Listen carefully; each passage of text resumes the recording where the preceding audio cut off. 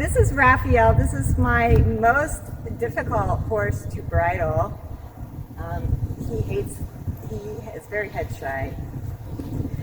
So for you guys that are wondering why I'm doing a bridling demo with a horse that I have not trained to bridle, it's because I don't spend a lot of money for a trainer, and I try to do it myself. Sometimes that gets me into some problems, and then I have to learn from those.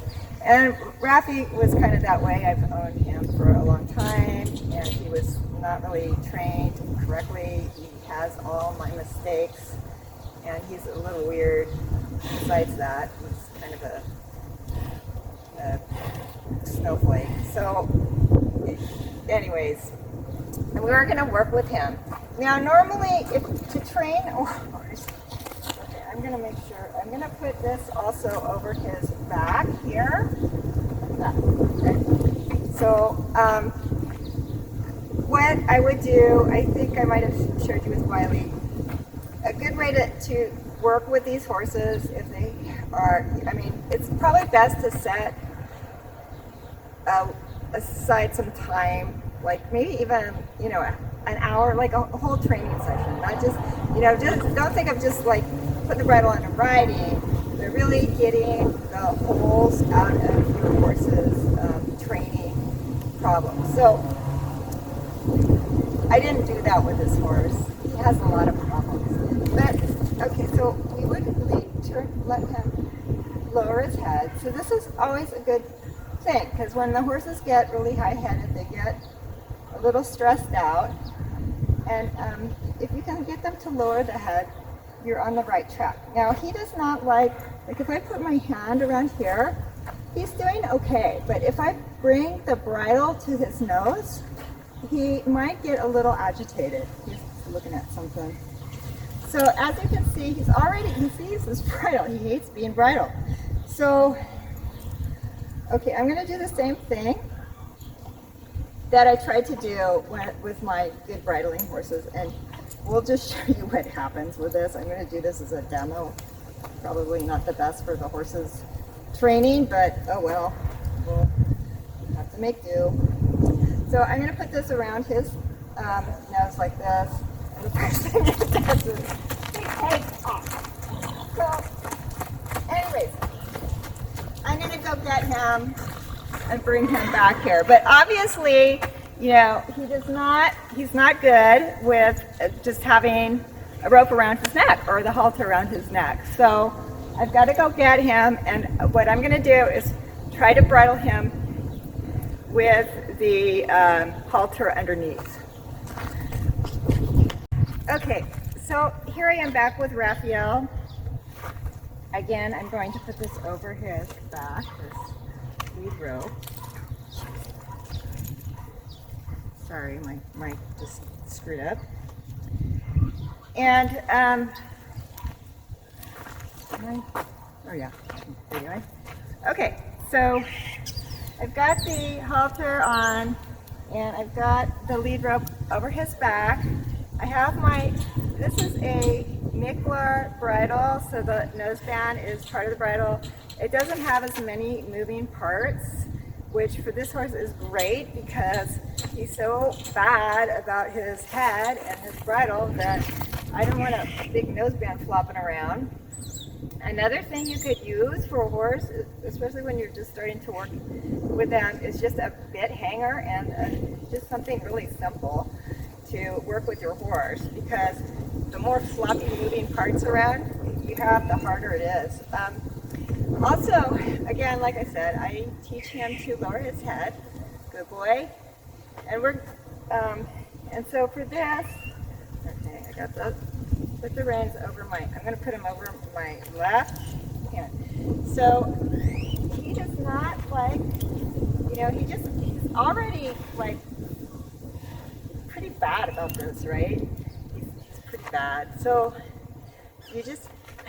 I'm going to keep the halter on so I have more control. Now, when I'm training the horse to do this, I try to just keep my hand there he can put his head up, and then if he stops, that's when I want to take I want to take my hand away. So he stopped there. And this is actually, you know, he has to learn that he will get a break if he does not flop his head up and down. So, you know, he's going to do that. I'm not going to, if I wanted to bridle him like this, or if I wanted to teach him to be more mannerly, I would do this a lot. And I just have to keep my hand there, you know, and he can do this. Just have to be careful because you don't want him hitting you in the head with his freaking face. He's horrible. And then when he stops doing that, I take it off. So I just keep doing that. He's gonna just keep doing it. You have to work with the horse for days and days. And then finally, like, this is a little bit better. And then, oh, see, but as soon as I go for the bit, he shakes his head, and this is not gonna get me anything right now. It's gonna be really difficult. Now, luckily with this horse, you know, I could be here forever for 8 hours a day before I ride to get this damn bridle on. So what I'm going to do is, if I just have to get it done where I got to get the bridle done, I resort to bribery and I get treats, which is I'm going to, come on, stop that. You're really a little brat. So I'm going to resort to treats, you know. This, I would just have to keep doing this for days and days and days until he gets better. You know, it takes a lot of time and dedication to do that. I have 4 horses, full-time job, doing YouTube videos. I haven't taken the time with this horse to get him really good with his bridling. However, I have a shortcut here. So we're back again. So now I have some carrots. Actually, let's put that away. I have carrots in my pocket, so I can try, and he, of course, look at him, he's like, now he's much more willing. So I don't know if he'll let me put the bridle on when the carrots are still in my pocket, but he knows I have carrots, so he might be a little bit better with the bridle.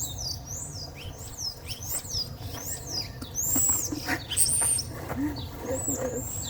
I didn't even take the carrots out of the pocket. This horse has me very well trained. So he did that. I'm gonna give him a carrot because he was good. I don't even need to, you know, have him under my hand. I just have the carrots and he knows. So okay. Now if I was taking this horse to a show or I didn't want the halter on, I probably, first of all, if I was bridling him, I would try to bridle him in a round pen or a confined area where if he got away from me, he couldn't go far and run all over the showground. Stop it.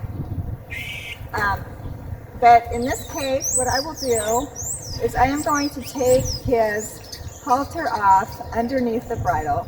I learned this, actually, I think I learned this by watching a video from Buck Brannaman. He has a couple of videos, I think it's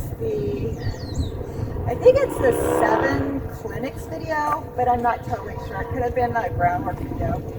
But if you, so you undo the halter here, like this. And then you have the noseband. This is a rope halter. So the rope comes down, and he actually knows how to do this. It's kind of funny. So, and then it goes into his mouth like this, and it goes underneath the bit on both sides.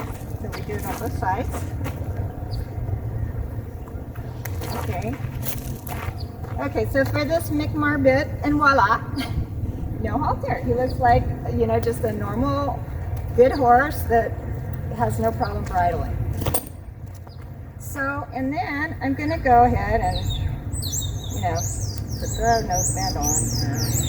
This goes kind of like a drop noseband. It goes underneath the chin. And I do the throat latch.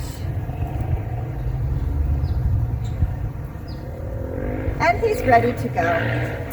So that's it for this video. If you like this video, please give me a thumbs up. And like I said, if you want to see more videos from this about the slightly weird horse and the slightly weird horse trainer, feel free to subscribe. And if you'd like to be notified every time I post a new video, please press the bell. And just a disclaimer here, if you are having serious problems with your horse, I am actually an amateur horse trainer. I don't do this professionally. I just work with these 4 horses I have. So if you do have any problems with your horses and you're unsure, please consult with an actual trainer instead of watching random people on YouTube like me. I mean, it's always good to get another perspective and just run it by your trainer and see if he or she agrees. So have a great day, and I will sign off now and talk to you later.